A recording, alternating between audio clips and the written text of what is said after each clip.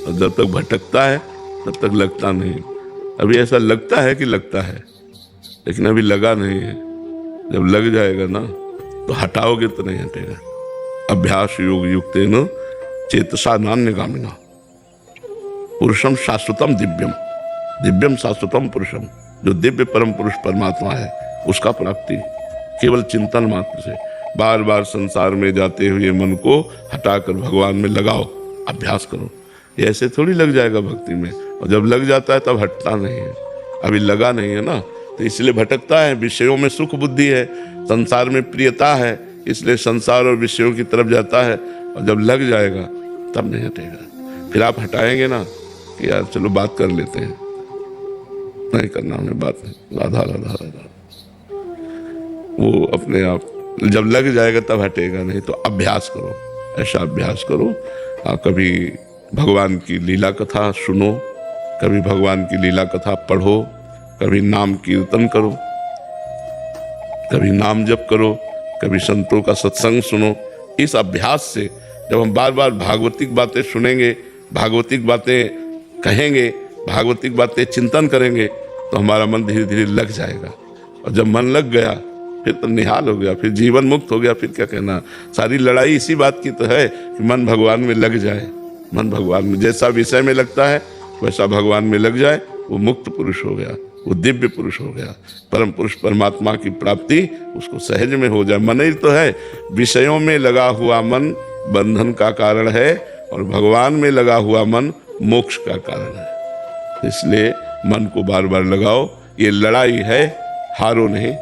बार बार हमको युद्ध करना पड़ेगा। कभी काम आ रहा है, कभी क्रोध आ रहा है, कभी मोह आ रहा है, कभी लोभ आ रहा है, कभी अहंकार आ रहा है, कभी ईर्ष्या द्वेष आ रहा है। सबको नाम जप के बल से प्रकट हुए विवेक के द्वारा हम काटते रहते हैं।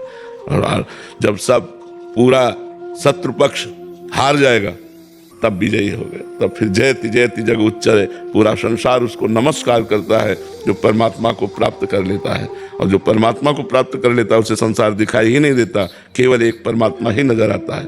परमात्मा प्राप्ति जिसको हो गई उसे एक ही राम सब जगह रमा हुआ नजर आता है, एक ही परमात्मा सब जगह विराजमान नजर आता है। तो उसको प्रणाम नमस्कार से मतलब नहीं रहता, लेकिन पूरा संसार उसे नमस्कार, जयति जयति जग उच्चरे, जय हो सारा संसार उच्चारण करता है, जिसे भगवत प्राप्ति हो जाती है।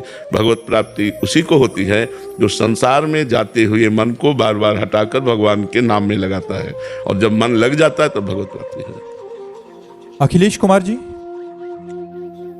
जीना जागृत है, मृत्यु सुषुप्ति है। ना कोई मृत्यु है, ना कोई जीवन है।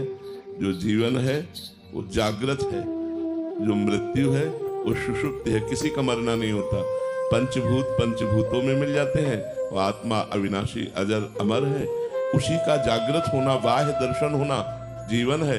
उसी का गाढ़ सुषुप्ति जैसे ऐसे मृत्यु है। न मृत्यु सत्य है, न जीवन सत्य है। उमा कहूँ मैं अनुभव अपना, सत हरि भजन जगत सब सपना। जैसे सपना सत्य नहीं होता, ऐसे ये सत्य नहीं है। न हम सत्य हैं, न तुम सत्य हो। हमारे तुम्हारे में जो तत्व है वो सत्य है। जो हमारे और आप में तत्व विराजमान है, आत्म तत्व, वो सत्य है। हमारी तुम्हारी चेष्टाएं, हमारा तुम्हारा रूप, हमारे तुम्हारे विचार, ये सब असत्य है। सत्य एक परमात्मा है। जीवन जागृत है, मृत्यु एक गाढ़ सुषुप्ति है। न किसी का मरना है, न किसी का जीना है, क्योंकि जो तत्व है वो अविनाशी है, वो अमर है। जो भ्रम है वही जीवन लगता है। ये भ्रम है। मैं पुरुष हूं, मैं स्त्री हूं, ये भ्रम है। न मैं पुरुष हूं, न मैं स्त्री हूं, निर्विकार आत्म तत्व हूं। ये कहाँ अनुभव हो रहा है? इसी भ्रम को मिटाने के लिए मनुष्य जीवन मिला है।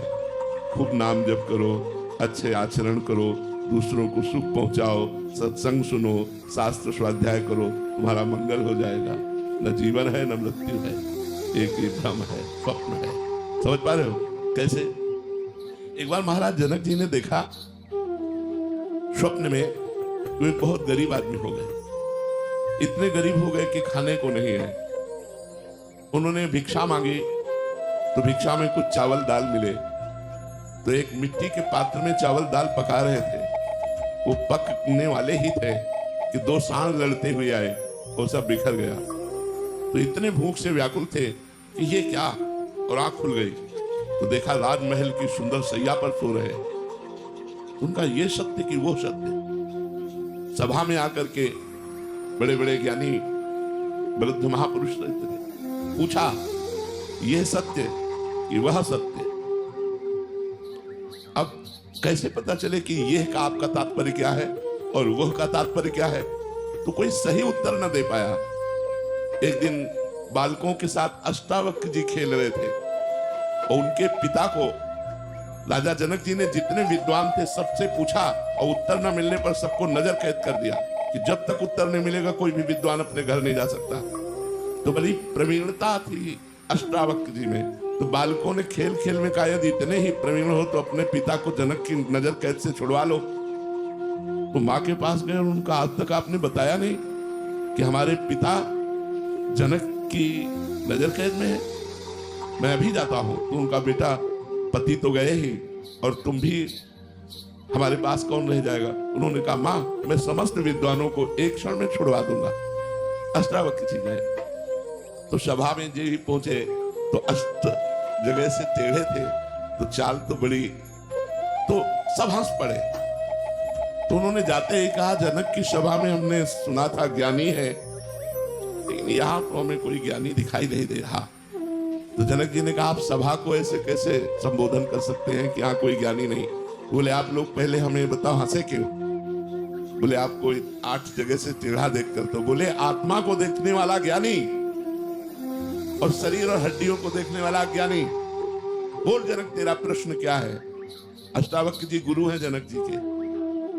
जनक जी ने कहा ये सत्य कि वो सत्य। तो सीधे एक शब्द में उत्तर दिया, ना ये सत्य और ना वो सत्य। जो जागृत है वो तुम्हारी स्वप्नावस्था में असत्य हो गया और जब जागृत में आए तो स्वप्नावस्था असत्य हो गई। इसलिए न जागृत सत्य न स्वप्न सत्य, उमा कहूं मैं अनुभव अपना, सत हरि भजन जगत सब सपना। भगवान का चिंतन, आत्मचिंतन, ब्रह्म चिंतन यही सत्य है और न जीवन सत्य है न मृत्यु सत्य है, क्योंकि मृत्यु किसी की होती नहीं।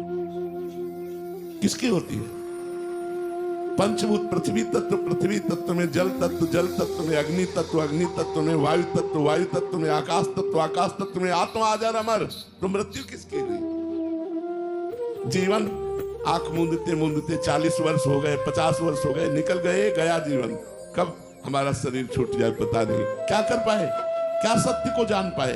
क्या परमात्मा प्राप्ति कर पाए? अगर ये नहीं कर पाए तो जीवन व्यर्थ गया। स्वाप्निक जीवन व्यतीत किया भोगों में, भोगों का भोग भोगते हुए स्वाप्निक जीवन व्यतीत किया। सत्य थोड़ी, सत्य तो भगवान का चिंतन, परमात्मा का चिंतन है। समझ पा रहे हो आप?